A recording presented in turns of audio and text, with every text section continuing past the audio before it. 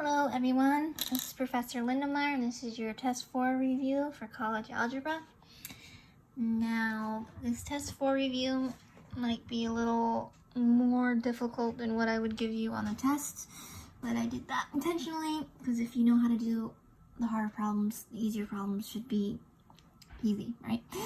So, I'm going to go through these problems, and if you have questions after I go through them all and you watch the video, you can shoot me an email and we can discuss, okay? Alright, so just realize that this is not comprehensive and you should be studying beyond this test review, and look back to your homework and your quizzes as avenue for study as well to do additional practice problems, okay? Don't just rely on this. This is a good place to start, but don't make your studying start and end with this test review, okay? Alright, so question 1 says solve the following exponential equations. So in order to solve these exponential equations, we need to rewrite the left and right hand side so they have the same base, right? So here, there's no way I can rewrite that right hand side 6 to the x. The base is 6, so I need to figure out how am I going to rewrite that left-hand side to have a base of 6. Well, we need to recognize that 36 is 6 squared, right? So we have 1 over the 5th root of 6 squared. Now you need to harken back to your exponential rules and realize if you have something like this, x raised to a fraction, then that's the same thing as saying the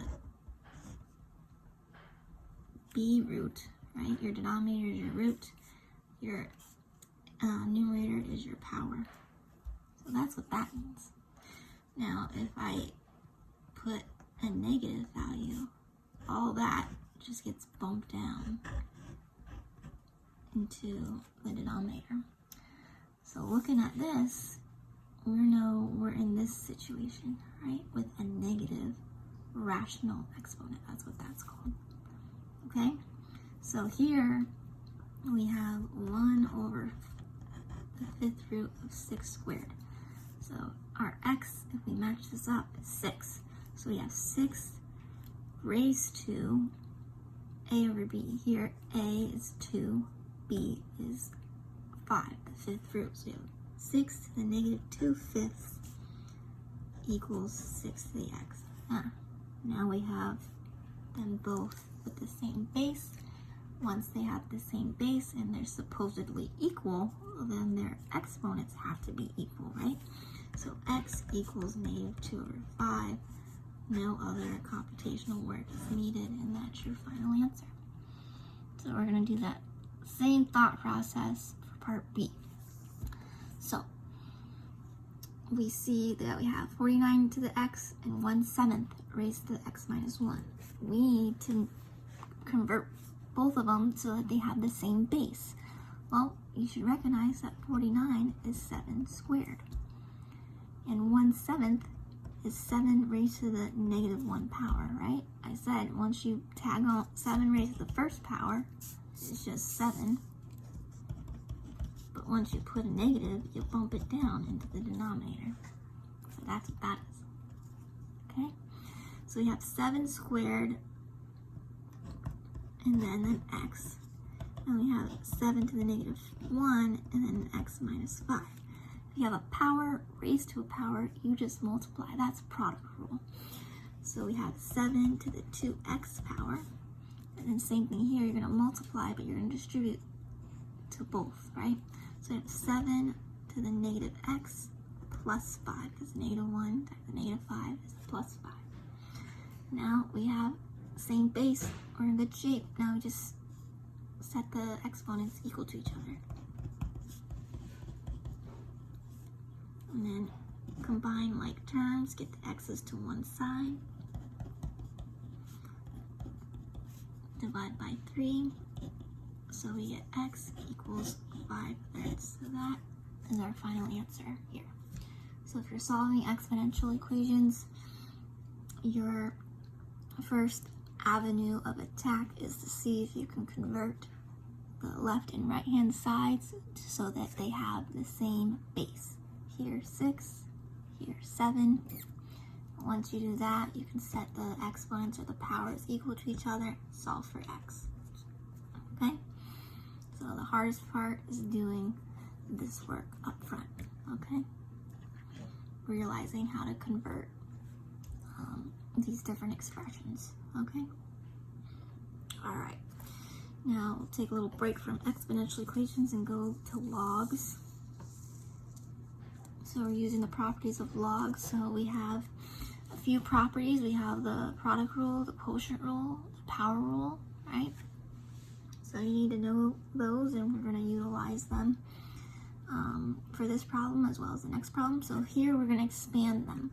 So we're going to expand the logs. In question 3, we're going to condense the logs, okay? So we're going to go in forward direction here, and we're going to go the reverse direction on problem 3, all right? So here we have the quotient. We know by quotient rule, if we have the quotient, we subtract. So we have log square root of x minus log 10,000 y to the 8th. Recognize that we have a built-in product rule here, and we can re-express square root of x as x to the 1/2. And so now I'm going to expand this by product rule. I have log 10,000 plus log of y to the 8th, right? Because product means add. All right, now we're going to utilize power rule and bring that exponent out in front. So we have 1/2 log x. And let's see if we can evaluate this. Log base 10, right? It's assumed to be base 10 of 10,000. So what 10 to what power gives me 10,000? Well, that's 4. So this guy reduces to 4. And now we're going to move that 8 in front. And now we can distribute this negative. So we have 1/2 log of x minus 4 minus 8 log y. So that is our final answer. Okay? So we had quotient rule, and then we had product rule within quotient rule, and then we had power rule in these two places. And then we had to evaluate that. If you can evaluate it, you should, because we want it simplified as much as possible. Okay? Alright, part B. So we have the 5th root of this quotient. So let me rewrite that 5th root. I said up here, x a over b is b root of x over a. So here, my b is going to be 5, okay? So I have this whole guy. Oh, should I put the log here? This whole guy raised to the 1/5 power, okay? Because the 5 goes in the denominator, and we just put 1 here because I don't want to separate those out quite yet, all right? So now we can use power rule and bring that guy in front.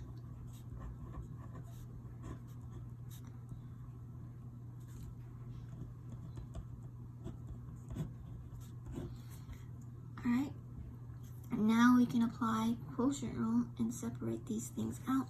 So quotient, so I'm going to subtract, right? So 1/5 log 3 of x to the 7th, y to the 6th, minus 1/5 log 3 of 9. All right, so you're going to carry that 1/5 everywhere because it applies to this whole thing. Okay, now we have a product rule within this quotient rule, so we're going to separate those and make those add. 1/5 log 3x to the 7th plus 1/5 log 3 y to the 6th. And you can evaluate this, right? 3 to what power gives you 9? Well, that's 2, right? So we have 2 times negative 1/5 is a negative 2/5. And last thing to do is apply the power rule and bring those powers up front. So I have 7/5 log 3x plus 6/5 log 3y minus 2/5. So that's your final answer. These are pretty drawn out, but it is what it is. If you understand this, you're in good shape for the test, okay? Now this is part C is the hardest one, so let's tackle that one. So we have recognize that we have quotient rule and product rule. So we can first express the quotient if you want.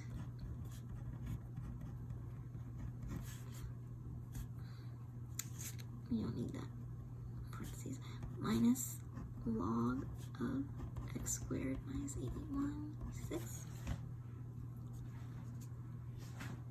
Right? So quotient means subtract. And then we have a product here. So we need to add. So we have log of 100x plus log x minus 9 minus, and there here is, you can bring that 6 out up here, minus 6 log x squared minus 81.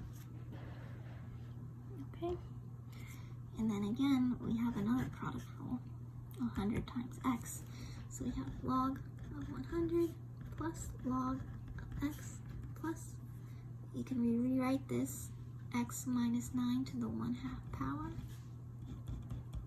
because we have an understood 2 here, so we raise it to the 1/2 power. And recognize that this is a difference of squares, right? X plus 9, x minus 9. So that's another product rule that we need to break down. So if we simplify log of 100, 10 to what power, right? Understood 10 here. 10 to what power gives me 100? Well, that's 2. So, oh, I forgot this 6 here, my bad. So this is gonna have to come out in front. I didn't carry that 6 over. So that comes out in front for both of these. So we have 2 times 6 plus 6 log of x plus 1/2, because you're gonna apply power rule here. And then you're going to break these two up into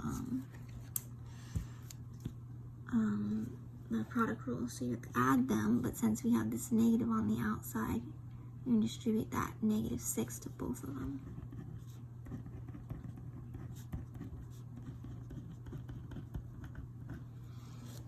Okay, so we know that this becomes 12, right? And we need to combine like terms. We have, this one has a log x minus 9. This also has a log x minus 9. So we have 1/2 minus 6. So we have 12 here. We have a log x minus 9 and a log x minus 9 here. So we need to combine like terms. So we have 1/2 minus 6. So if we could put this into fraction form, that's 12/2, right? We want least common denominator being 2. So plus 1/2 minus 12/2 is a minus 11/2. So if I were to rewrite this, I'm going to rewrite it over here. If I combine these two, I have a negative 11/2. So let me rewrite it. So we have 12 plus 6 log x minus 11/2 log of x minus 9. And then I have that negative 6 log of x plus 9 remaining, and this is my final answer. Okay. said, that's going to be the hardest one to do. So just recognize that these are like terms. Like think of this as one variable, this as that same variable, and you're combining. Sorry, this is one variable, this as that same variable, and you're combining like terms. So negative 12 over 2, which is if you convert 6 to a fraction, negative 12 over 2 plus 1/2 is negative 11 over 2, which is right here. And then you're gonna tag this along because it doesn't have anything to combine with. Okay, so that's expanding logs using the product rule, quotient rule, and the power rule. Now we're gonna go in the reverse direction. We're gonna go from something like this all the way to something like this. Okay, so that's question 3.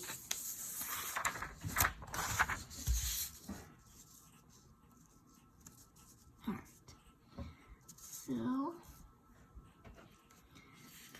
we have 2 log base 7x plus 1/6 log base 7y.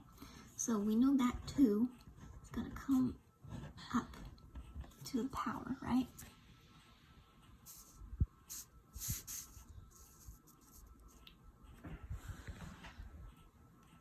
Sorry, that was a little blurry. Okay, so we're going to bring that 2 up and then 1/6 up, okay? So that's power rule.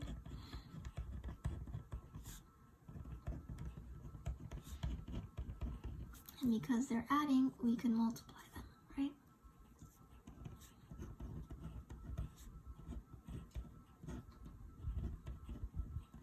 So that is our final answer for part A. And this one, you can actually evaluate that after you put it in quotient rule form. So we have subtraction, so that's quotient rule.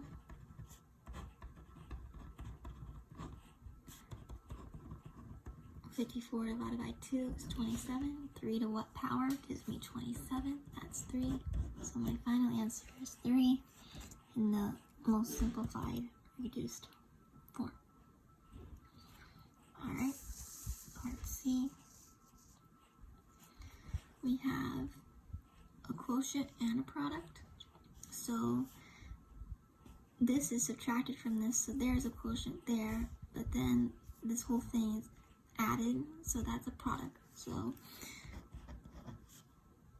we know that this stays in the numerator. This guy is in the denominator because of quotient rule. And this guy stays in the product. In the numerator as a product. They all have the same base, right? So to simplify further, we're gonna factor. And we know this factors to x minus 5, x minus 2. And then we have that x plus 5 hanging there. And then the bottom is the difference of squares, x plus 5, x minus 5. So if we cancel, my final answer is log 5 x minus 2. Alright. So that is how you condense to a single log versus expansion, which is what we did in the previous problem. Alright, moving on. So number 4 asks us to solve the following equations. So we have exponential equations and we have log equations. Now, your first objective is to determine, are you working with exponential or are you working with logs? And here, part A, we're working with exponentials. And then you ask yourself, well, can I rewrite the left and right hand side so they have the same base? This one has a base of 7, this has a base of 13. There's no way I can rewrite the 13 to become 7 and the 7 to become 13. They're both prime numbers. There's no way I can reduce them so that they have the same number, same base. So if you can't rewrite so that they have the same base on the left and right hand sides, you're going to take the natural log of both sides. You can also take the common log. My default is to take the natural log, so that's what I'm going to do here. So take the natural log of both sides. Now I'm going to apply power rule and bring those exponents out in front.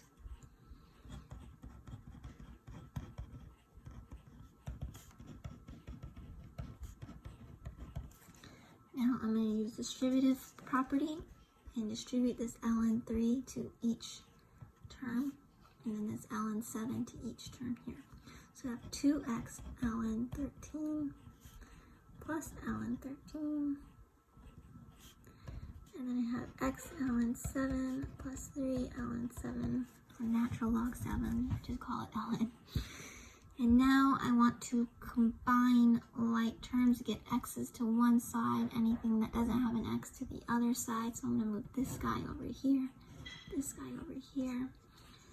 And so I have 2x natural log 13 minus x natural log of 7 equals 3 natural log of 7 minus natural log of 13. And then I'm going to factor out in x here.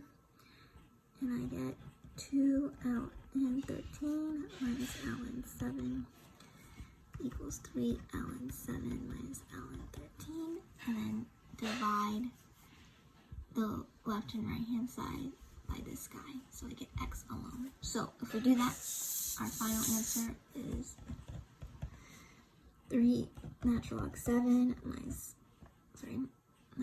natural log of 13 over 2 natural log of 13 minus natural log of 7. So that's your final answer after you divide this guy from both sides. Alright? Okay, part B. So part B, again, ask if it's an exponential equation or a log equation when you're dealing with exponents. So first step, can we rewrite the left and right hand side so they have the same base? Well, let's see. We have 25 and 125. I can rewrite 25 as 5 squared, and I can rewrite 125 as 5 cubed. That's good. Now we can rewrite everything in terms of one base of 5.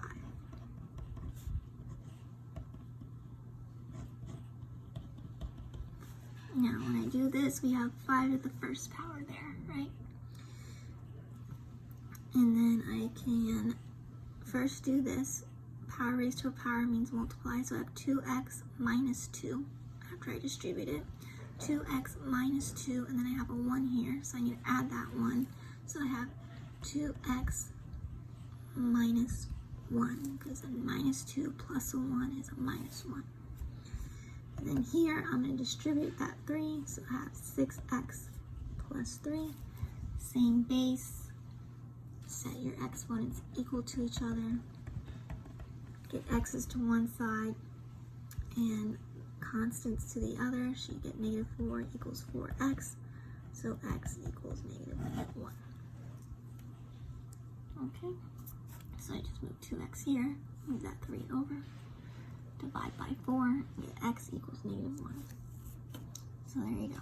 So this was kind of rehashing what we talked about in the first problem. This is a new approach when you can't rewrite to the same base. You take the natural log to both sides and use your power rule to manipulate and get x by itself, okay, for part A. Alright, part C and D are log equations. So again, you're going to have to think about how to approach each one. So your first question is, can I rewrite it so that it's one log and apply the definition of log to convert it to exponential form? If no, then you can use that one-to-one log property, okay? Here, we have a singular log on one side and a singular log on the other side. I can't rewrite it as one log, but since we have one log on each side, we can use the one-to-one property because we're saying they're the same base, so therefore what's inside must be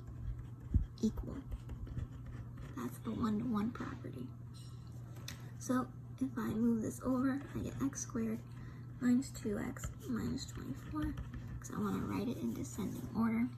And then I can factor this guy as x minus 6, x plus 4 equals 0, and then set each factor equal to 0, and you get x equals 6, or x equals negative 4. If you plug in negative 4 in here, you get log base 3 of negative 8. You can't take the log of a negative number. We talked about that before, right? The domain of logs are always positive values, not negative. So that's eliminated. Your answer is x equals 6. Okay, so always check, plug it back in. If you're getting a negative result inside your log, you're not going to use that value. Okay, if we plug in 6, we get positive results. We're good to go. All right, part D. Part D, can I rewrite this? Yes, this is product rule. So we have log of 8, x plus 6, x minus 6 equals 2. Right? So I just condensed that. Now, can I rewrite this log as an exponential equation? Well, yes. We use the definition of log. So we have 8 to the second power equals this.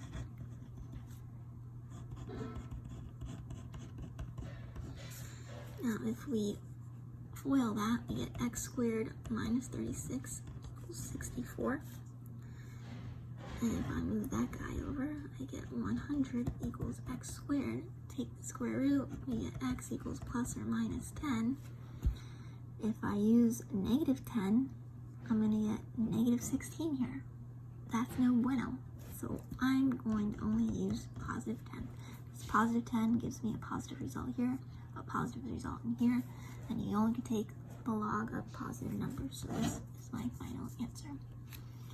So be able to distinguish when you're applying the one-to-one property. If you have singular logs on both sides, just one log on each side, you can use that one-to-one property, assuming the bases are the same.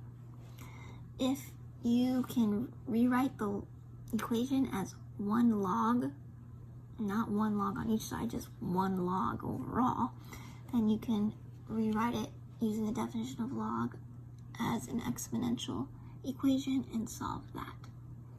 Okay, and just recognize that if you get negative values, you need to check and make sure that when you plug it in, you don't get a negative inside your log. If that's the case, you need to eliminate it. Okay, that's what we did here. That's what we did with the negative 10 here.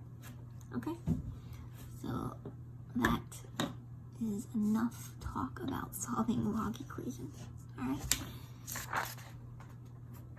Number 5. So number 5, I give you a pretty easy word problem. So we're told an investment follows an exponential growth equation.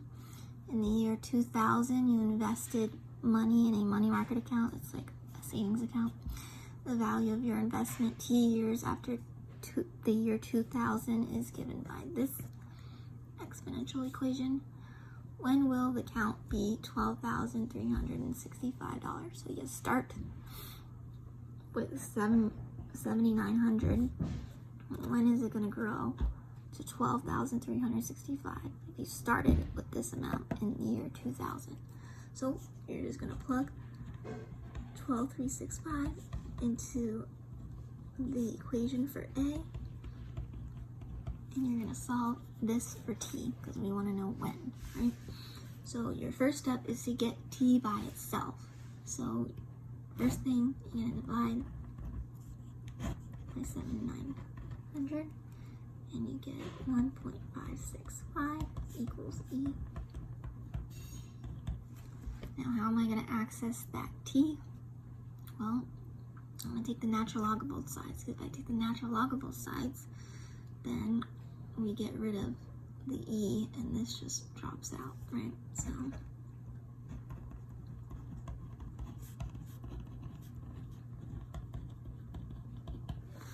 technically, this would come as an exponent or power, it would come out in front, right? By the property power rule of logs, this would come out in front, and the natural log of e is just 1. So we have 0.056t times 1, which is itself, and then this. So t would just have to divide. So t equals this divided by this. If you put that in your calculator, you get about 8. So 8 years after 2000 is 2008. So that is when the account will grow to $12,365. Okay. So you're just using what we discussed before, how to solve exponential equations. Here I can't rewrite so that both sides has an e. Only this one has an e. So I'm going to take the natural log of both sides. That's what we did in question 4, part A, right? Alright. Now we're going to move beyond exponential and log equations and talk about a system of linear equations. So I tell you to solve by the addition method. You could also solve by the substitution method, but I'm going to show you the addition method for number 6, okay? So the addition method is also called the elimination method. You may have heard that name before when you took this class, this Algebra 2 class in high school. You should have learned solving by elimination or addition method and solving by the substitution method. Alright, so the objective of the addition method is to get rid of a variable. So you could choose either x or y. Here, I'm going to choose x because I only have to make one kind of computation here. I just have to multiply the top by -8. And when I do so, I get this guy. So now I don't need that first equation anymore, and I can combine these two equations to eliminate x. So when I add these two equations together, 8x and -8x cancel each other, and I have 32 minus 5y, that's 27y, and 120 plus 42 is 162. If I divide by 27, I get y equals 6. So I got y equals 6, and I need to figure out what x is. So I can plug 6 back into either one of those and solve for x.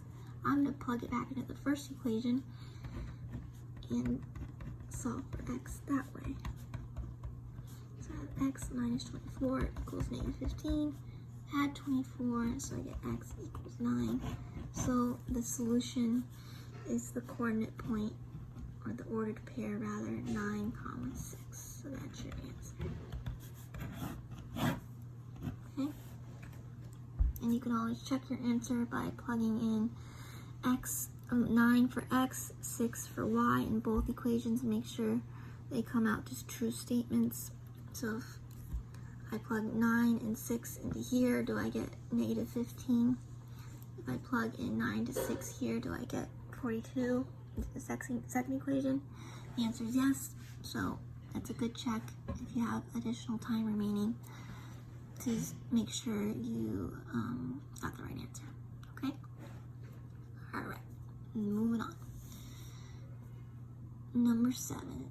So now we're going from solving a system of linear equations to solving a system of nonlinear equations. And now we're employing a different method.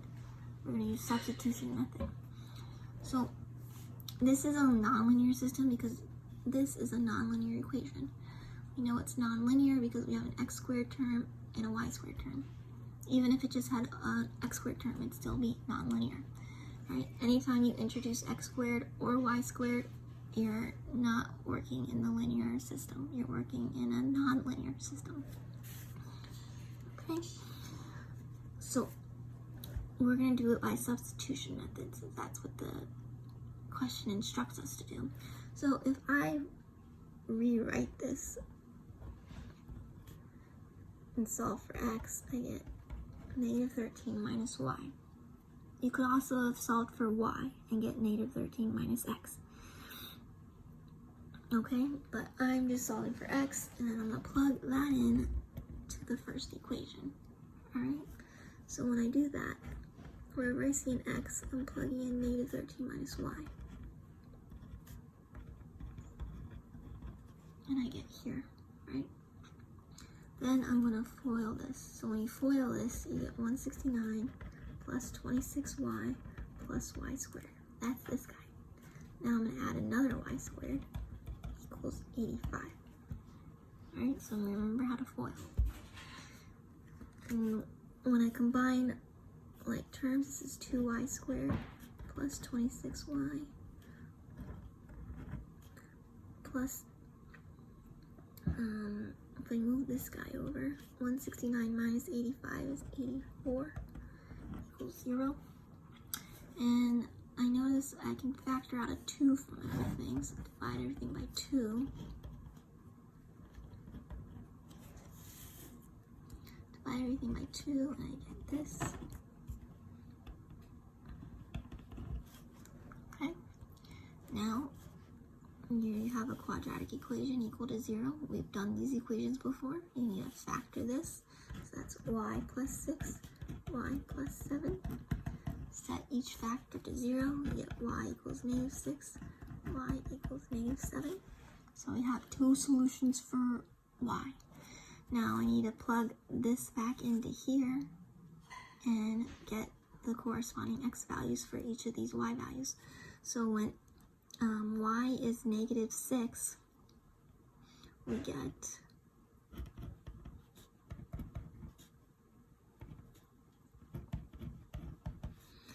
negative 13 plus 6 is negative 7. So when y equals negative 6, we get negative 7 for x. Now when y is negative 7, we get negative 6 for x. So that's this. So our two solutions is negative 7, negative 6 ordered pair, and negative 6, negative 7 ordered pair. Okay, so anytime you have x squared and y squared, you're gonna have at most 4 ordered paired solutions. Okay, at most 4. Here, since these didn't have x squared and y squared, we're only getting 2. Alright, if the second equation was also an x squared and a y squared, we would have 4 solutions, 4 ordered pair solutions in theory. Okay, alright, moving on.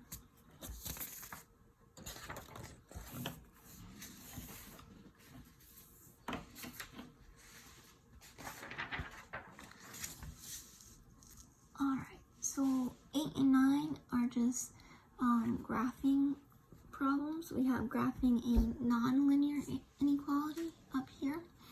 So you should recognize that this is our parabola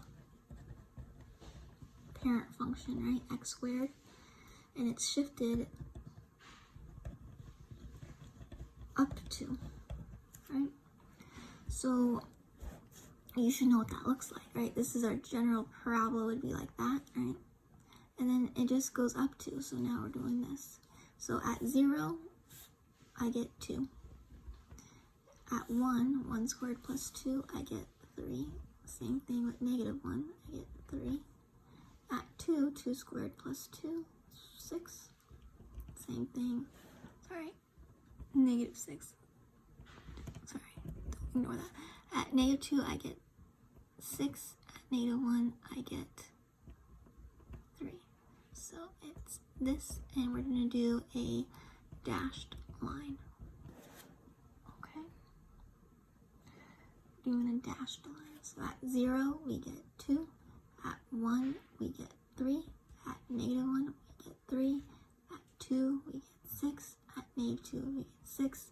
And you can keep going, but that's enough to get us our sketch. And we're doing dashed because this is a less than problem.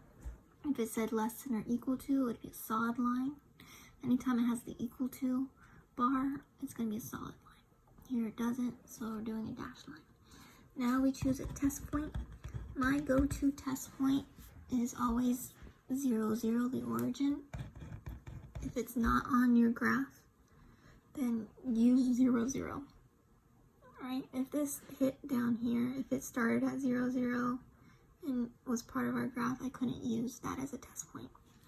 But since it's not on our actual parabola, we can use it. So if I plug in 0 for both x and y, I get 0 is less than 2. Is that true? That's true.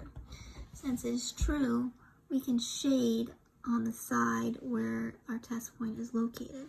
So our test point is here, so we're going to shade all here, the side that contains our test point. Not in here, because our test point's outside of the parabola, not inside. Okay? So that is our final answer for number 8. If this was false, we would have shaded inside. Okay? Alright, number 9.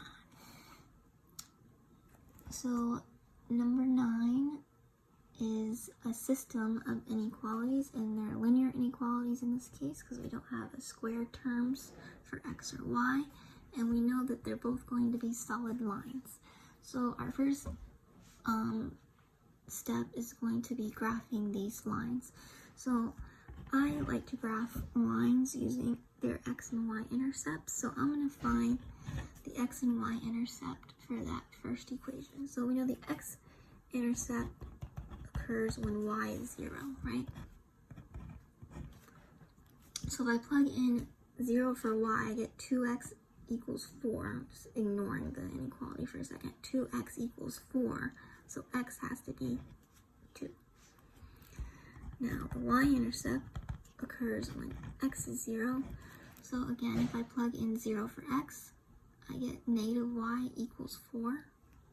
So y has to be negative 4, right? So let's graph that. So I have 2, 0, that's right here. And 0, negative 4, that's right here. And I'm going to connect those dots with a solid line. So I'm just going to use this paper to help me do that.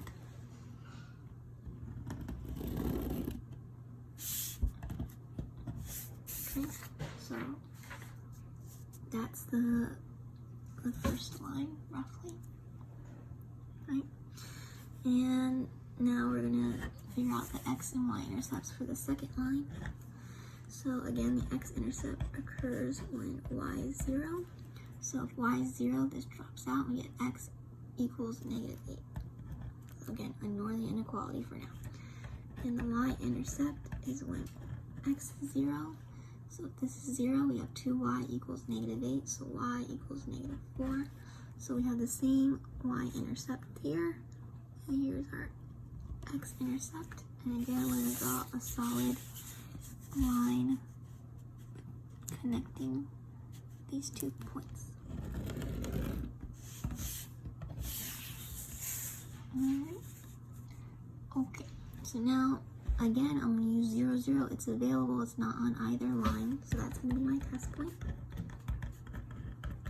So when I plug 0, 0 into the first equation, I get 2 times 0 minus 0 is less than 4, so 0 less than 4, that's true. So for the first equation, I'm going to do it in blue for illustration. First equation, it's going to be 0 is less than 4, that's true, so this is my first line. So I would, in theory, shade that, right? Now for this equation, I'll use purple, okay? So if I plug in 0 into the second equation, 0, 0, 0 plus 2 times 0 is greater than negative 8. Is 0 greater than negative 8? Yes, that's true too. So we're going to shade on the side that it contains 0, 0, 0, 0's here. There's the line, my reference line. So I'm going to show you here. Okay, and where does purple and blue intersect? That's this region. So this is my solution, this region there. Okay? Alright, so that concludes your test review. And again, don't rely on this as your only source of study. It's a good starting point, but go back and do additional practice problems in my math lab. You can go back and review similar exercises in your homework, or you can go to the study plan and find additional practice problems there, okay? Alright, if you have any questions, shoot me an email and I'll try to get back to you as soon as possible. Again, your test is Monday and all your homework is going to be due Sunday night, right, at 11:59 p.m. So make sure you're on top of all that. Alright, and I will talk to you guys later, and I hope you guys are safe and doing well. Okay? See ya.